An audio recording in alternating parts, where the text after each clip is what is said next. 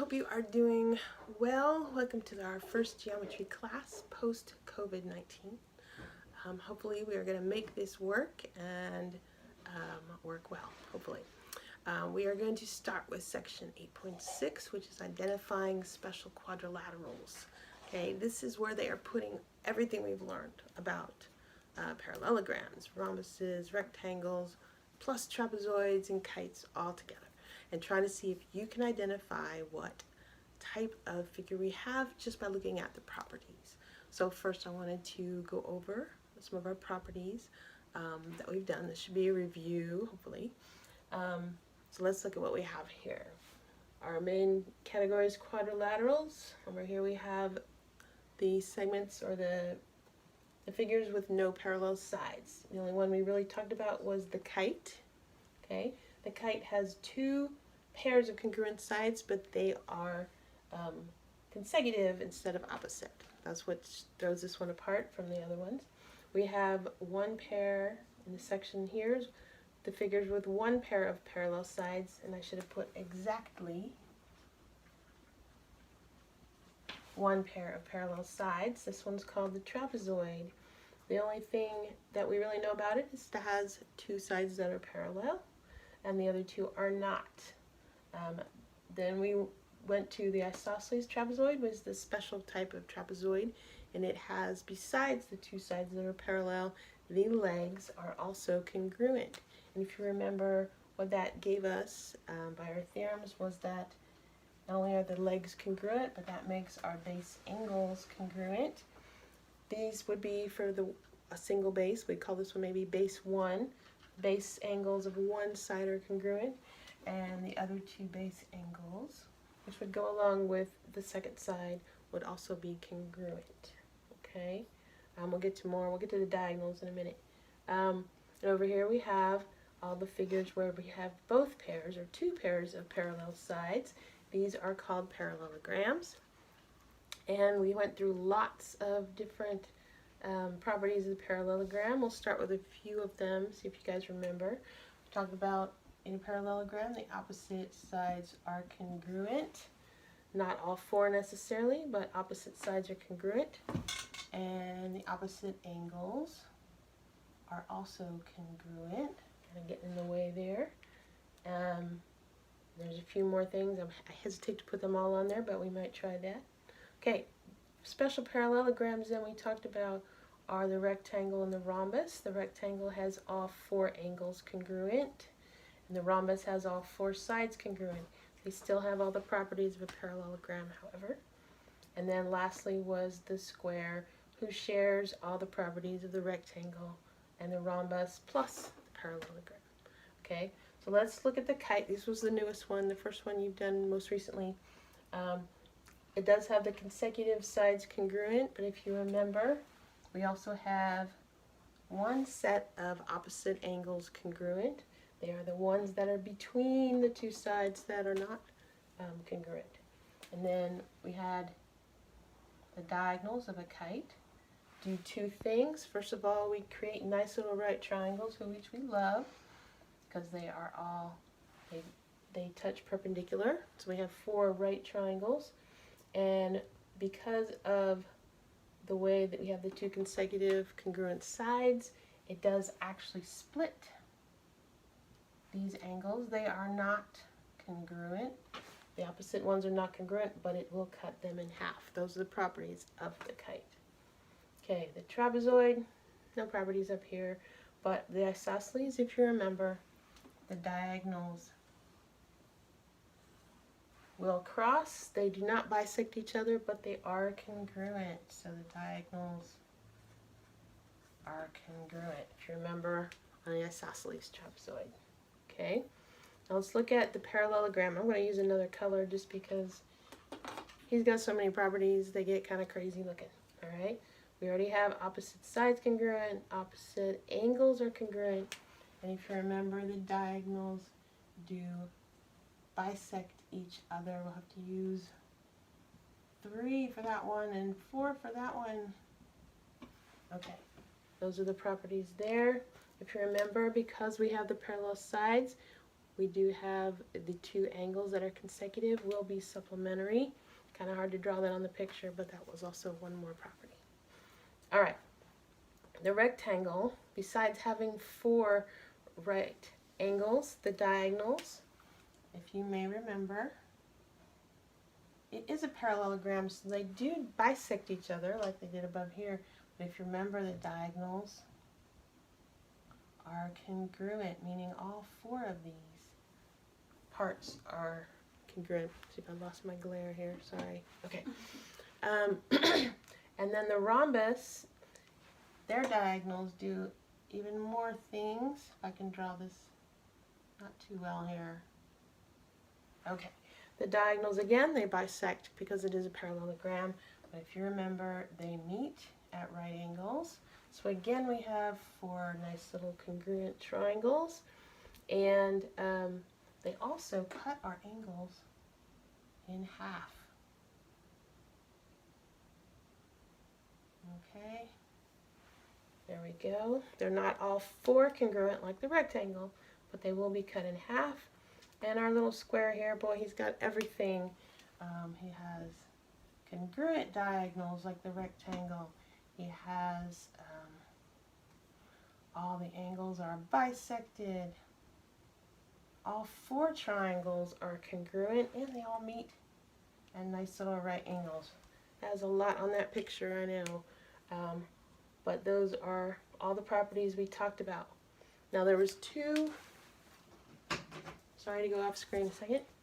There's 2 things I wanted to point out with the trapezoid and the square, because now we're going to be looking at, can you tell what type of figure we have just looking at the properties? Be careful with 2 things, both the rectangle and the isosceles trapezoid have congruent diagonals. So just because they tell you the figure has congruent diagonals does not prove it's a rectangle, does not prove it's a trapezoid, isosceles trapezoid. So you have to know more about your figure. The congruent diagonals may be a rectangle if you can also prove it's a parallelogram. That's the key. Okay? The other one I wanted you to be careful of is the rhombus and the kite. Both have perpendicular diagonals.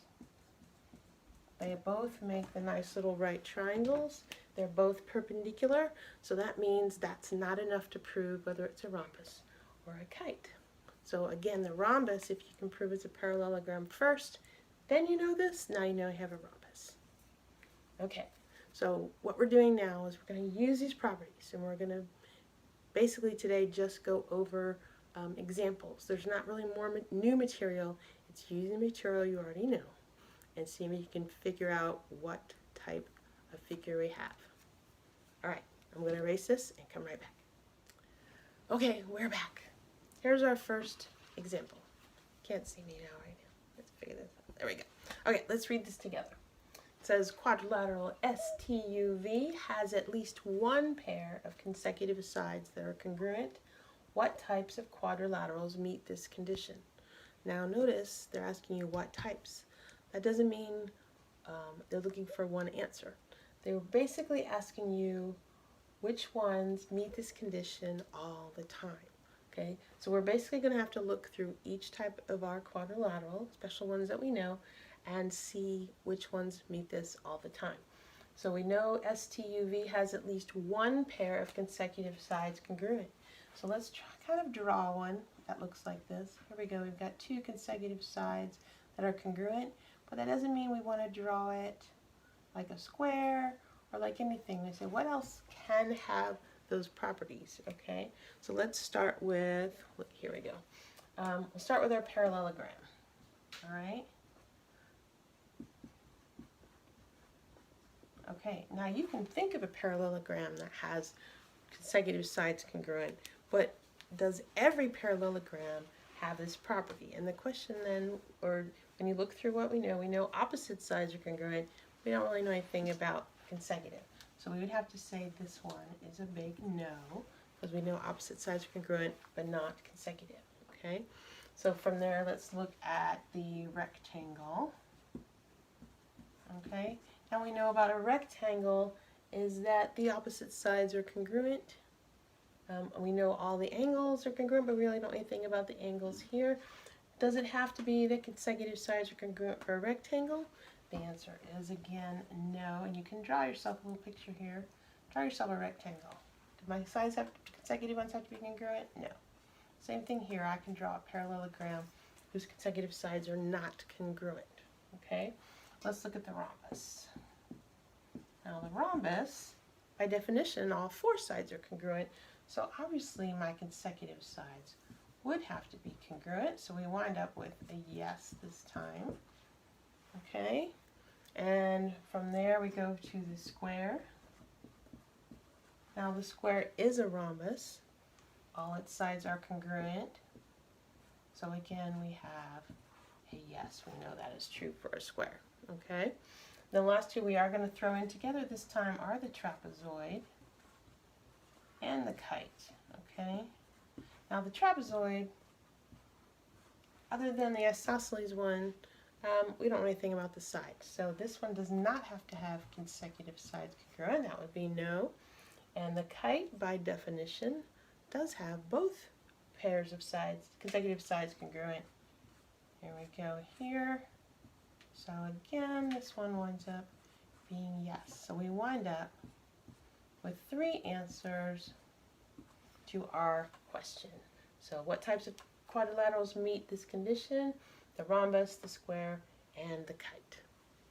All right, hang on for the next one. Okay, we are back. Here's our second example. We're going to read it together again. And notice how they ask this question. What is the most specific name for quadrilateral WXYZ? So this time we do want an answer. There may be more than one name that fits this picture, but they want to know what's the most specific name. Forgot my pen here. All right, so we're going to go through each one and see, is it one of these names? Is it true that it is a parallelogram, rhombus, square, or rectangle? But which one best fits what we know? So we'll look at quadrilateral WXYZ. We notice that the diagonals are bisected. We notice that all 4 of the segments of the diagonals are congruent. So that means that the whole diagonals are congruent. Both things there. All right, so a parallelogram, if you remember, one of the theorems that told us how to tell something was a parallelogram was if the diagonals bisect each other. So right off the bat, we do know that this is a parallelogram. But the question is it more than that? Okay, so we look at the rhombus then. We know that a rhombus has congruent sides, okay? But when we look, we don't know anything about the sides of the figure itself. We're just looking at the diagonals. The rhombus says that its diagonals bisect each other.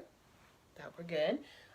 But they also are perpendicular where they hit, and they bisect all the angles. We don't know any of that, so we cannot say that we have a rhombus here. We just know so far we have a parallelogram. Okay, so they ask us, is it a square? Well, a square has to be a rhombus, so we can already kind of throw both of these out. Let me go ahead and put that a big no.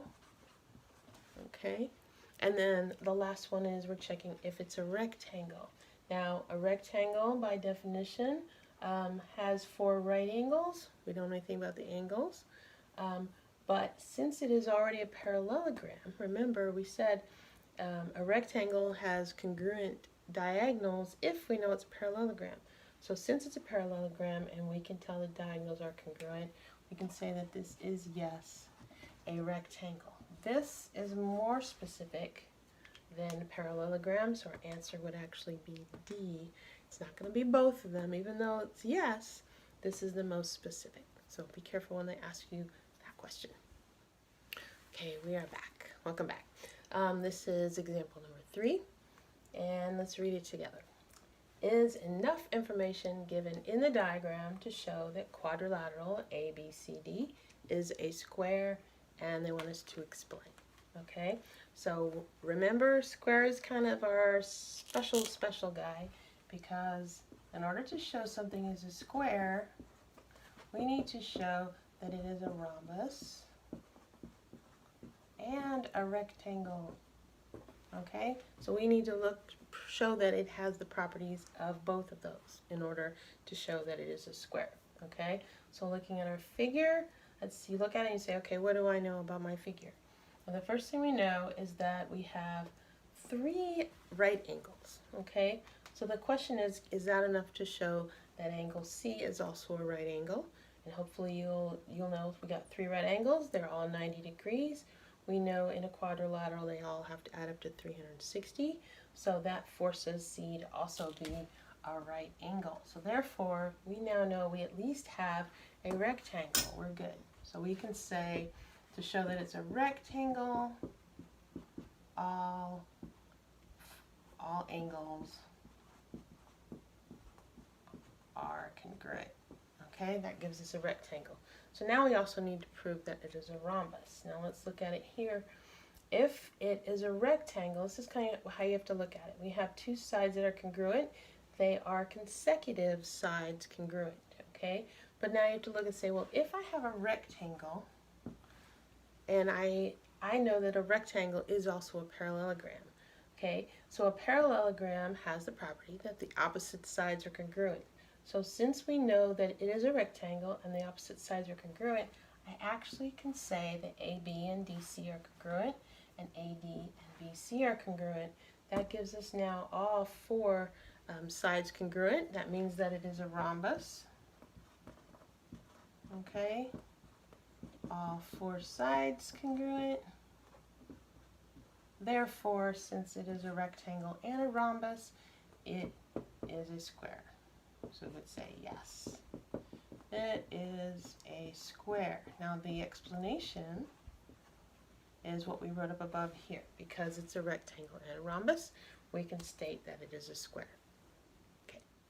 Okay, let's look at example 4, I think. Notice we've got 3 in this example. Just wanted you to look at some different pictures. The main thing is, don't get caught in by how they draw it. They're going to make it look like what they want you to think it is sometimes, but not give you enough information to prove that that's what it is. Alright, so let's read the instructions here. It says, give the most specific name for the quadrilateral and explain. Okay, so you gotta look at it, think of all our properties, and see what we have. Alright, we have a 4-sided figure. It looks kind of like a diamond, but let's look at what they gave us. They gave us that VS and ST are both 50. And VU and UT have a distance of 51. So what we know about parallelograms is that the opposite sides are congruent. We don't have that, so we know we don't have a parallelogram. They do give us 2 consecutive sides that are congruent and no other information, but since our parallelograms are gone, if we only have consecutive sides congruent in a quadrilateral, that forces us to say that it is a kite. Okay, because we know nothing about parallel sides. And that's what you would say. You explain it, and you'd say 2 sets of congruent consecutive sides. Make sure we have a kite. All right, number 2, VWXY. What kind of quadrilateral is it? When you look at it, you notice that we have 2 sides that are parallel. So we know off the bat we have some kind of trapezoid. Can we prove it's a parallelogram? You look at what they give us with the diagonals. To be a parallelogram, the diagonals would have to bisect each other, but this is 64, 62, 80, and 75. They are not bisected, so we can eliminate the parallelogram. So the trapezoid is then, the question is, do we have an isosceles trapezoid? And when you add up the numbers here, you wind up with 144 going this way and 137 going that way. They are not congruent, therefore it's not an isosceles trapezoid. So all we can say is we have a trapezoid because the parallel sides we can see there. Alright, number 3, we look at this one. Alright, of course it looks like a nice rectangle. There's lots of congruent things, but let's see if that's enough information. Okay, we know that we have one pair of one pair of opposite congruent sides, And we know that this one diagonal is bisected by diagonal CE. But to be a parallelogram, we need both pairs of sides opposite, or we need to know these sides are parallel and congruent. We don't have that, okay? We can't say that the diagonals bisect each other. We just know that one is bisected. So we actually can't prove it's a parallelogram. We can't prove it's a trapezoid showing two sides parallel. And we can't say it's a kite. So all we can call this one is a quadrilateral. So if that's all you can prove is that it has four sides, that's what you're left with, okay? So make sure you look through each thing. Don't get caught by how they draw it. Thanks. Okay, here we are with our last example. It's very similar to the first one, just a different condition. Just wanted you to think about it. Quadrilateral DEFG has at least one pair of opposite sides congruent. What types of quadrilaterals meet this condition? So the first thing you look at is the words at least. So that tells me that at least one pair of opposite sides are congruent, but that there may be more than that. So that doesn't eliminate the ones that say they have two, because this time we're saying which ones meet this condition all the time. Okay, so let's look through this first. All right, we know that a parallelogram has both pairs of opposite sides congruent.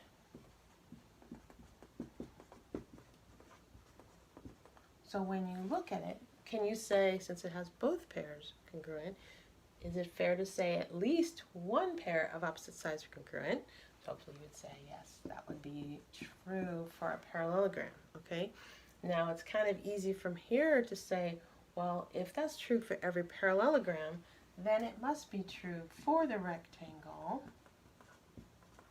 for the rhombus, for the square, okay, because they are all parallelograms. So all of these meet this condition all the time, okay? But still we need to check our other special quadrilaterals, okay?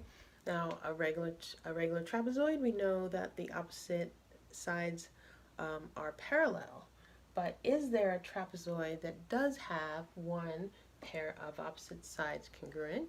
Hopefully you think ding ding ding. Okay, we do have our isosceles trapezoid, and it is special because the legs, which are opposite sides, are congruent, so it is also a quadrilateral that meets this condition. A regular trapezoid you couldn't put down because that is not always true, okay? And then the last thing would be the kite. Is there ever a kite where one pair of opposite sides is congruent? And no, because they are consecutive sides congruent. So we would not put the kite here either. So this is why we would have parallelogram, rectangle, rhombus, square, and isosceles trapezoid would be all part of our answer. Okay, so give your homework a try. We are going to look at the homework questions on Tuesday. I think we will have talked tomorrow morning about how we're going to meet and what we're going to do every morning at 9 o'clock. Just a reminder that you are going to have to check in at least once a week. Hopefully you'll check in more if you have questions. If you're doing fine, that's fine to just check in once a week. And we're still going to have our quiz once a week on Fridays, and test on Thursday. So hopefully you guys feel like you're up to speed. We'll talk again tomorrow or Tuesday, and hope you guys have a good evening. See ya.